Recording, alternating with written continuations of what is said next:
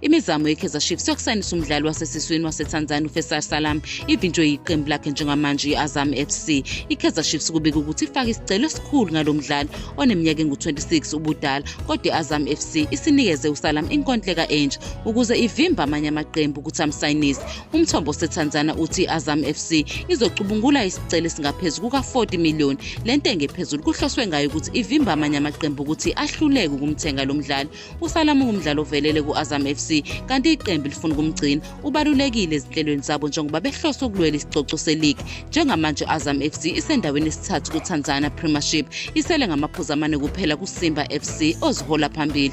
uSalam usebenze nomqeqeshi weKaizer Chiefs uNasruddin ku-Young Africans lapho bamshintsha khona esuke ekubeni umdlali wasesiswini ovikelayo wamenza umdlali oshaya amagoli. Uphumelele kakhulu ekuhlaseleni, eshaya amagoli nokwakha amathuba. Bobabili iKaizer Chiefs neSimba SC bafuna ukumsayinisa uSalam, kodwa inkontileka yakhe ne-Azam FC izoqhubeka kuze kube nguJune 2026. Ngakho noma yiliphi iqembu elimfunayo kuzodingeka likhokhe imali enkulu yokumthenga.